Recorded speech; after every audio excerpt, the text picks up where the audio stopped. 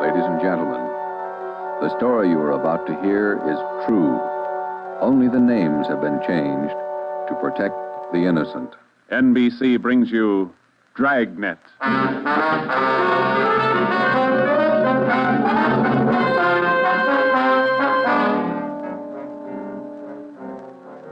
You're a detective sergeant.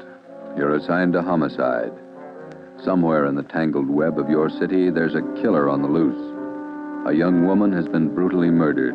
The weapon, a steel bludgeon. Your job is to get him.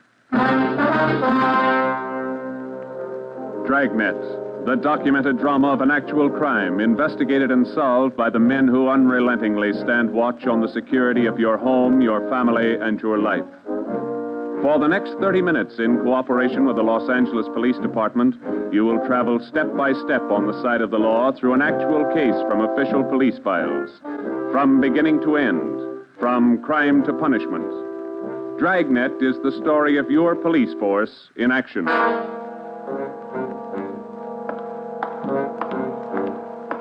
It was Thursday, March 19th. It was foggy in Los Angeles. We were working the night watch out of homicide detail. My partner's Ben Romero. The boss is Ed Backstrand, chief of detectives. My name's Friday. It was 9:14 p.m. when I got to the old Central Jail building, third floor. The crime lab. Hi, Joe. Hi, coming, Lee. Just ran a spectrograph. What'd you find? The paint flake from the victim's head matches that paint on the hunk of pipe. Any prints? The pipe was clean, no latent prints. Well, that figured. Anything else? Got those blood test reports. A couple of slides for you to look at under the comparison mic. Mm-hmm. Thanks, Lee. Oh, hi, Joe. Didn't hear you come in. What's it look like, Ben? Well, here's the blood test reports. This one is blood found on the piece of pipe. Type A. This one's blood from the victim. Type A. They match. That's right, boys. Doesn't mean too much, though. Did you look at these slides under the microscope? No, not yet. Well, this is your clincher. Wait till I get the light. Okay, take a look. Mm-hmm. Got a make? Yeah, go ahead. Well, this slide here on the right, Mm-hmm. that's a slice of hair from the victim's head. On the other slide is hair found on the steel pipe. Yeah? She had wavy hair. Both specimens are flat. Same hair, Joe. Got anything on that piece of pipe, Lee? Nothing. Just ordinary steel pipe, 14 inches long. What else you got? The plaster impressions of those footprints we found by the body. Here they are. Crepe soles? Tennis shoes, new ones, size 9, good impression. Ground was soft. Man about 150 pounds, according to the length of stride, roughly about 5 feet 10 inches tall. Yeah, new shoes, all right. You can still read the manufacturer's label. That's right, made by the Sport King Company. Well, that's something to follow up. Yeah, sure, you could start with the tennis courts. Only about 1,000 or so in L.A. Maybe you'd rather track down the brand. These particular tennis shoes are the biggest sellers in the country. Yeah. Where'd you like to start, Minneapolis or Pullman, Washington? What about that glove?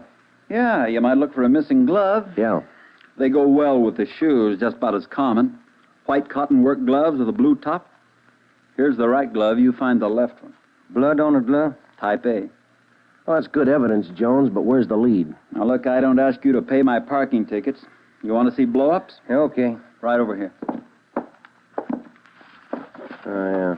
This is the vacant lot where they found the body. Yeah, that's right.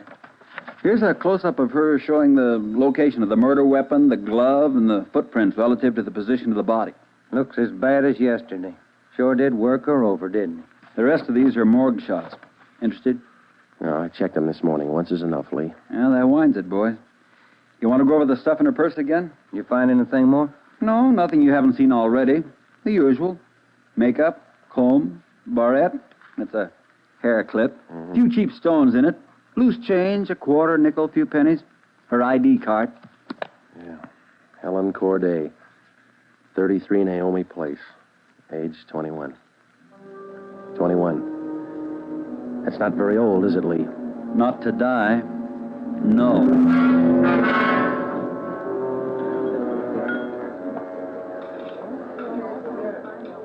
Helen Corday. Who could kill Helen Corday? Why? Why do you say that, Mr. Meyer? Well, people kill for money. They kill for love. Helen Corday had none of these. No boyfriend? Not in here. No, she was a good worker. 5 different waitresses the union sends me 1 month. 5! Did the union send Helen to you? Oh, sure. All the girls come from the union, but none like Helen. Oh, she was sweet, honest, and courteous. Mr. Meyer, did you know anything about her personal life? Only that she was a good worker. Everything else she took home with her from this place. Did she ever mention any men to you? Anyone at all? No gentleman, not one. No. How much money did she make here? I paid her $26.50 a week, every Tuesday. And not much salary for so much work, but the tips are very good here. Nice customers. Mm-hmm. Yeah, This her home address, 33 Naomi Place? 33 Naomi, that's right, yeah. Thank you very much, Mr. Meyer, for your time. I wonder what kind of a person does things like that. Who could kill Helen Corday? Everybody liked Helen. Helen Corday? I never liked her. Come on in the office, boys, where we can talk. Never liked her because I never knew her. You the head of the union? I'm just a steward, and I know most of the girls. This Corday girl, what'd she look like? Small brunette, about 5'3". Here's a picture. Yeah. Pretty girl, wasn't she? Oh, sure. Placed her out at Otto's place. Nice little Dutch fella. Otto Meyer. That's right. He seemed to think quite a lot of her. Yeah, she was a fine worker. Oh, sure. Always right up on her dues. Paid all the assessments right on time. Thought you said you didn't know her. Well, not right off, I didn't, but when you showed me that picture there, placed her right away. You know anything about her personal life? Hey, wait a minute. Why all these questions? Helen Corday was murdered last night. Oh. Who did it? You know anything about her personal life? Oh, you can see my position, Sergeant. 1,200 girls. Check 'em in, check 'em out. Just names to me till I see a picture of 'em. You wouldn't know if she had any boyfriends here in the union, waiters, busboys. That I wouldn't know. Like I tell you, Sergeant, I never knew Helen Corday. Sure, I knew Helen Corday. Gus plays a nice piano, huh, Sergeant? Yeah. I read about it in the paper this morning. How long you been selling pianos here at this place? About as long as I knew Helen. 3 years. How'd you find me? Helen's landlady, we talked to her yesterday. She told us you worked here at this piano store. Oh. It's funny, isn't it? What's funny? See Gus over there? That fellow demonstrating the piano? A few weeks ago, I made a deal with him to give Helen piano lessons. I figured it would help her with her singing lessons. Wanted to be a singer, you know. Did Helen know that fellow, Gus? No, she never met him. Who gave her the singing lessons, Miss Olson? She took from Ostrander. Paul Ostrander out on Melrose. A lot of movie people used to take from him. What do you know about her personal life? How do you mean? Does she have any boyfriends? Well, yes. You don't seem sure, Miss Olson. Well, it's just that I don't know. I never asked Helen, but she did have a few dates with Paul Ostrander. I don't think she was serious. How about Ostrander? Gee, I don't know, Sergeant. I don't want to involve anybody. You want to help us find the killer, don't you? Well, yes, but if you're thinking Paul Ostrander did it, no, I'm sure he didn't kill her.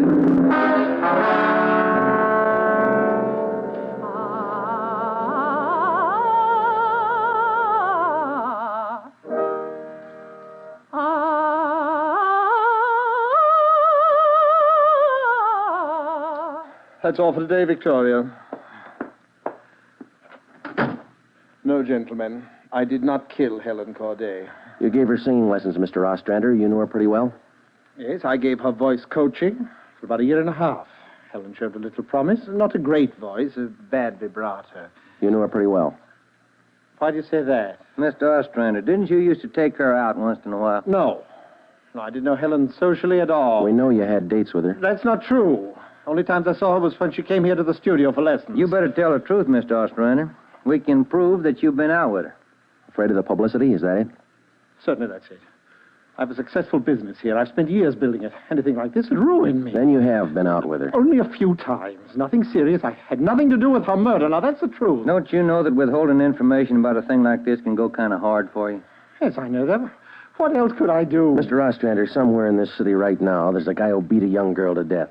He crushed her skull with a piece of steel pipe. We need every bit of information we can get to track him down. I know that, Sergeant. You could have come to us. We wouldn't run to the newspapers with it. If the information's confidential, that's the way we treat it. Most of the time, it's the people who run to the newspapers first. Then they come to us. That's right, Mr. Ostrander. People are their own press agents. Sergeant, I'd like to know what right you have to invade my privacy and lecture me on my civic duty. All right, I'll tell you what right, Ostrander. We want the man who murdered Helen Corday. I got as much right as he had at 12:14 this morning. Come on, Joe. Yeah. Thanks, Mr. Ostrander. Sorry if I invaded your privacy.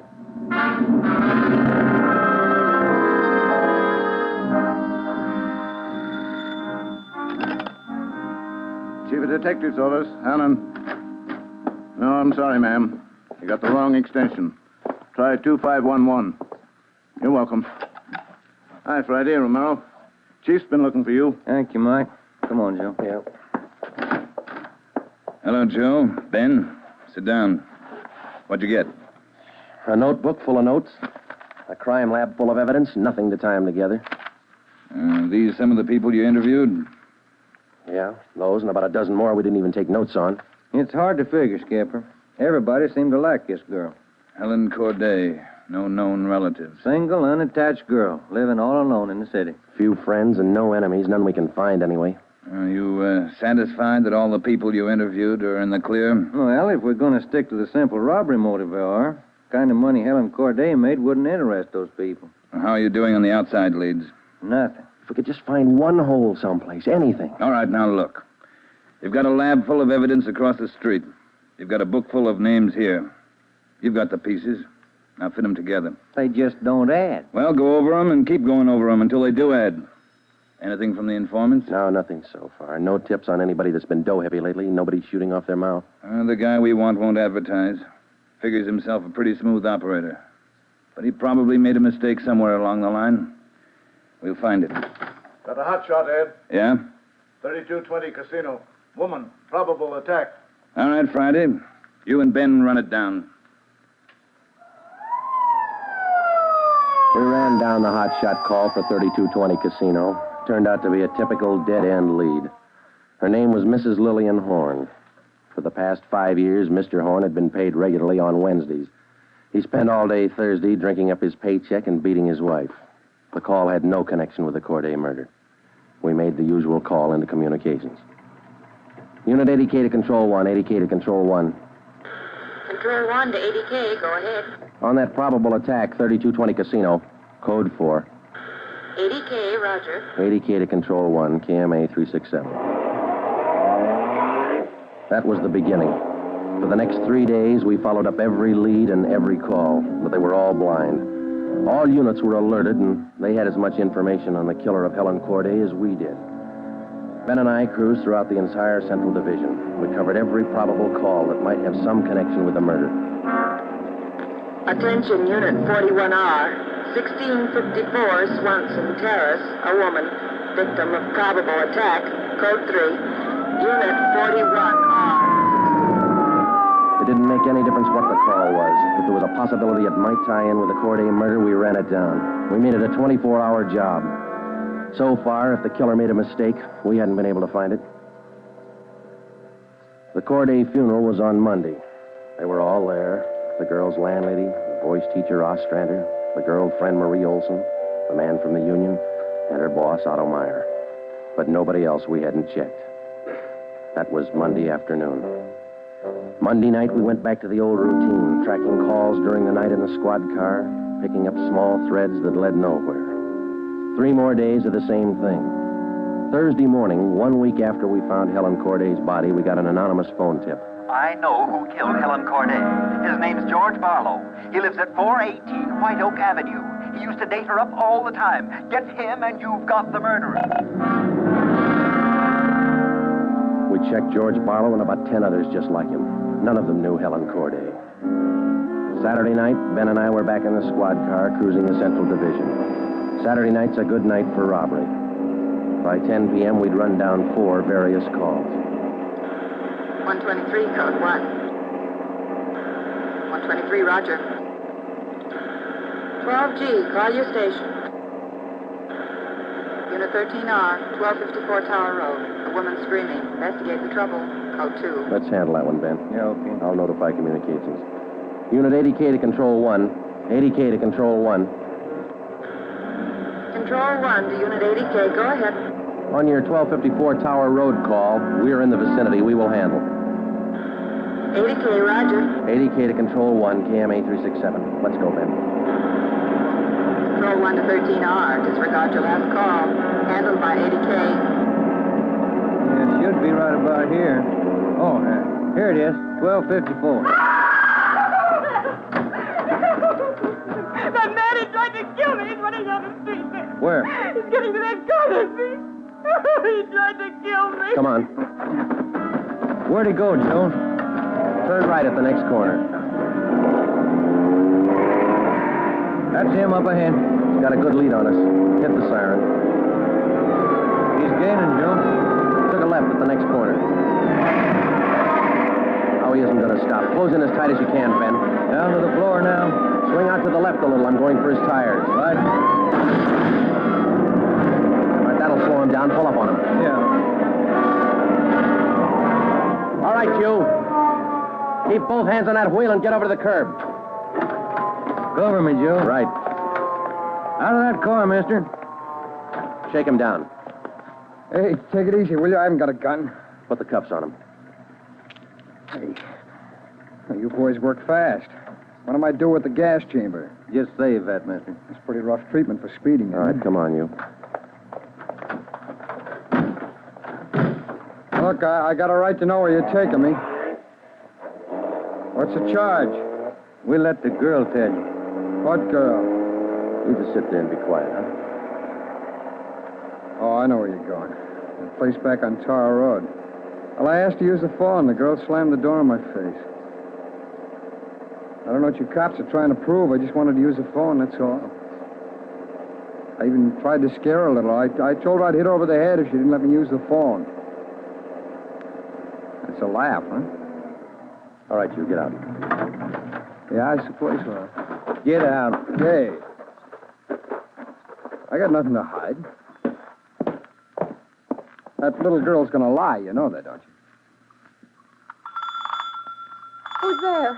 Police officer. That's the man. That's him. He tried to kill me. His full name's Frank Philip Larson. They had no previous record. This the girl's report? Yeah, that's it, Skipper. Judy Scott. How old is she? He's 19. He's a babysitter. Real tough boy, isn't he? Forced his way into the house, beat her about the neck and arms. A tire iron. We found it in his car. Jones is running it through the crime lab. Asked her if she had any money. She told him no. Struck her again. Where's this Larson live? Hotel out near Santa Monica. He's a clothing salesman, Ed. Works for a big men's store, Burns and Company. According to the house book sales record, he bought a pair of tennis shoes 2 weeks ago. Weighs 158 pounds, 5 foot 11 inches. Tennis shoes are missing. They're not in his hotel room, and he's not wearing them. What else did you find? A rhinestone. You mean a pin? No, just a small loose stone recovered from the rug in Larson's room. Crime lab got it? Working on it now. Ed, I think...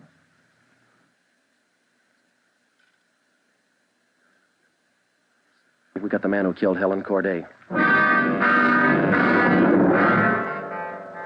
A few scraps of circumstantial evidence and a hunch. That's not much to go on. Larson had gone after the little Scott girl with a tire iron. Wasn't much of a tie-in, but we had to be sure. All that day, we checked Frank Larson's alibi for the night of Helen Corday's murder. We interviewed the personnel manager at Burns and Company where he worked. We talked to all the clerks who knew him. The manager of the hotel where he lived. We found out everything we could about Frank Larson. And that night at 10 o'clock, we had the prisoner brought to the interrogation room. How are you, Larson? Fine. Just fine. I like jail. Sit down. Lousy weather, been foggy all over town. I wouldn't know. I've been inside all day. How old are you, Larson? 31, same as the last time you asked me. Where'd you go to school? I didn't. I was born smart. You sell clothes, don't you, Larson? We know you work for Burns and Company. Remember, you told us. What is all this? What are you guys trying to build? Just want to know if you like selling clothes. That's all. What do you coppers know about clothes? One blue serge a year is your speed. You know quite a bit about clothes, don't you? I've been selling them for 5 years. Can you tell me something I've been wondering about? What's that? Are your socks and tie always supposed to match? That's what the style books say. Bet you always know the right things to wear, don't you? You wouldn't wear black shoes with a brown suit, would you? Is that what you're keeping me here for? Stylism? Oh, would you? Would you wear black shoes with a brown suit? Most people wouldn't. Bet you wouldn't wear brown shoes with a tuxedo either. I've been smoking too much. You got a glass of water? Oh, yeah, sure.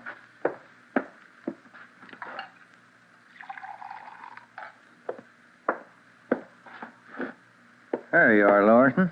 Thanks. That's good and cold. How about it? Would you ever wear brown shoes with a tux? Nobody would.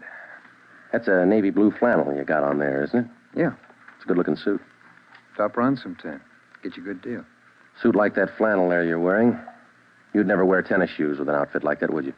What do you think? I think you did. I think you wore them the night you killed Helen Corday. Who? Maybe you didn't have the blue suit on, but you were wearing tennis shoes, Sport King, size 9. Sell for $5.95. You picked them up at a discount. Cost you $3.25. Where'd you get that? Out of the house book, Burns and Company. You wouldn't have those shoes around now, would you? We couldn't find them in your hotel room. Your boss, Mr. Craig, used to think a lot of you, Larson. Before you started drinking on the job, your commissions used to run pretty high up the last couple of months. What happened? That cheap rye get to you? Well, you two really nosed around, didn't you? When are you going to tell me what I eat for breakfast? Cornflakes, cup of coffee, donut, sometimes 2 donuts when you're hungry. Elsie waits on you at the Royal Cafe. She gets a dime tip. And ask some more of that water. Help yourself, there's a cooler. They're good and cold. How about it, Larson? Where are the tennis shoes? They wore out. In 3 weeks? Can't be very good tennis shoes. No, they didn't wear out. What'd you do with them? You know all the answers. You figure it out. We know you bought the tennis shoes. We don't know where they are now. We know you had them, size 9. 3 feet from the body of Helen Corday, we found 2 size 9 footprints made by a pair of Sport King tennis shoes. We figured the man weighed about 150 pounds. You weigh 158. Figured he's about 5'10". You're 5'11". You come awful close to being the same build as the man who killed Helen Corday, don't you, Larson? And you wear the same size tennis shoes, same brand name. A lot of people wear 9s. It's the average size. They sell a lot of Sport Kings, too. Everybody wears them. If we could find your pair, might make a difference. Doesn't mean your tennis shoes made the prints with the body. Doesn't prove it didn't, neither. What'd you do with them, Larson? I threw them away. That's too bad. Might make a difference. No, what difference could it make? I threw them away, that's all. Now, how about the mate to this glove? I never saw it before. Found this right-hand glove by the body of Helen Corday. Just an ordinary cotton work glove. Everybody wears them. If we could find the missing left glove, why, it might make a difference. Size medium. That's average, too, isn't it, Larson? I never saw work gloves. I wouldn't know. No, but you bought work gloves, haven't you? Not a pair of those. I mean like this, don't you? We only got one. What kind of work gloves did you buy? I didn't buy any. You just said you did. I never said I bought any work gloves. You bought tennis shoes, though, didn't you? I told you I bought the tennis shoes. Didn't I tell you I bought them? No, you didn't tell us. We told you. Found out from Burns and Company where you worked. All right, you told me. I bought them. You know that. Same kind of tennis shoes that made footprints by Helen Corday's body. It wasn't me. Then why won't you tell us what you did with it? I've already told you I threw them away. They were only 3 weeks old. Must have worn out awful fast. I didn't say they wore out. They got too dirty. No, you told us they wore out. Remember, Larson? I don't remember what I told you, but I don't have them now. We know you don't have them now. Where are they? He told us. They got too dirty. Right, Larson? Yes. Yes, that's what I said. Anyhow, you haven't got them now. No, I haven't got them now. All right, now, just for the record, Larson, which was it? Did they get too dirty or did they wear out? Whatever I said before. You said both before, Larson. All right, I said both. You haven't got anything on me. We got that little Scott girl statement from last night. She says you tried to kill her. She's lied. I told you she'd lie, didn't I?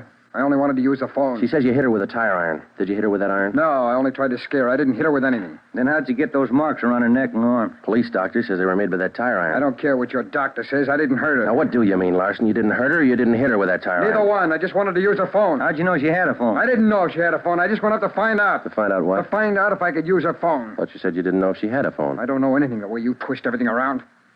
Sorry, Larson. We only want the truth. How about a cigarette? Yeah, I could use one. Here's the light. Larson, where were you Wednesday night, March 18th? How many times you going to ask me that same question? Just want to make sure we got it right. I told you this morning. I went to a show. I got out about 11, had a beer, and I went home. What time did you get home? About 11:30. Did you stay home? I went to bed. What'd you see at the show? I never remember the names. You ought to try to remember this, and it's pretty important. No, it was a deluxe theater. It was Spencer Tracy and something. What was on when you walked in? The news. I never go in the middle of a picture. Neither do I. Spoils them for me. Yeah, that's right. The girl in the box office doesn't remember seeing you go in. She know. It was Keno night. There was a big crowd. Did you win anything?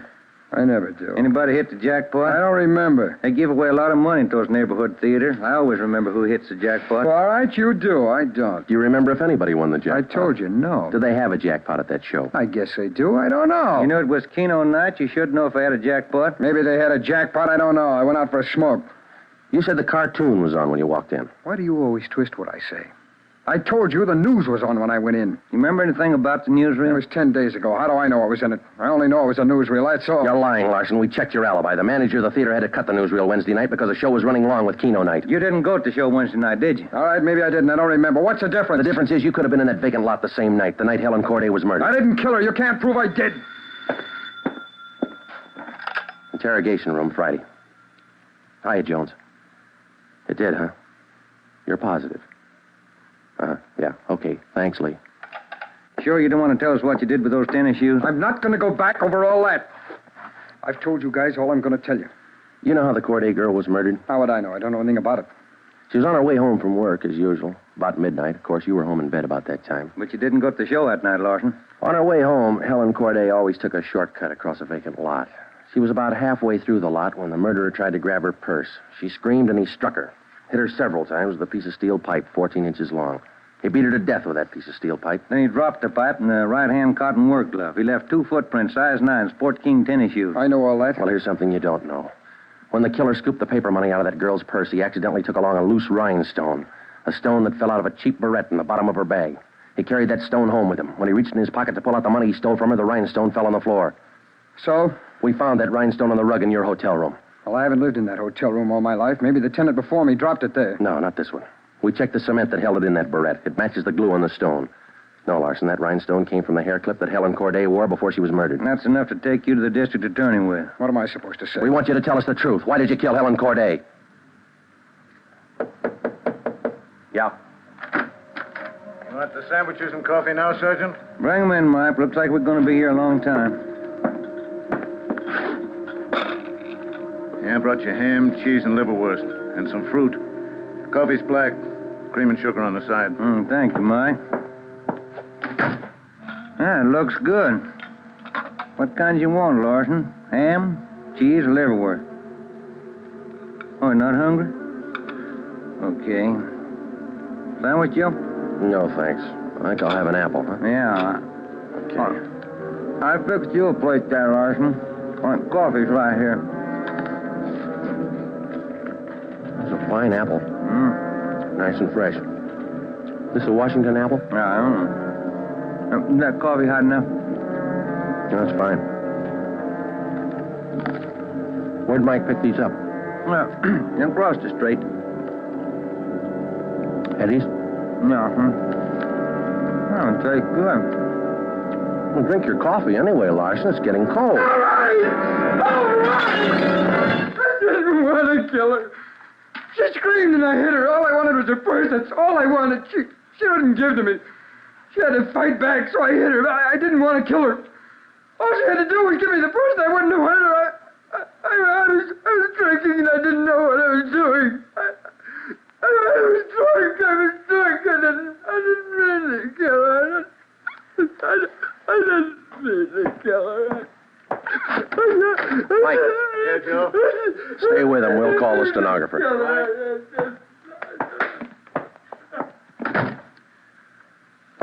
See you tomorrow, Joe. Good night. Yeah.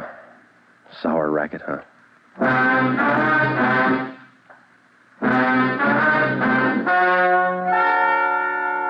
The story you have just heard is true. Only the names were changed to protect the innocent. Frank Philip Larson was tried and convicted of murder in the first degree.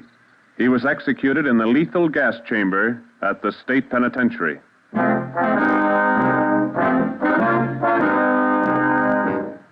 You have just heard the fifth in a new series of authentic cases from official files. Technical advice for Dragnet is furnished by the Los Angeles Police Department. Tonight's program is dedicated to Police Officer Charles A. Brady of the Chicago, Illinois Police Department, who on the night of September 2nd, 1945, gave his life so that yours might be more secure.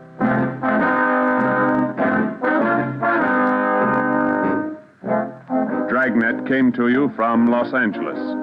This is NBC, the national broadcasting company.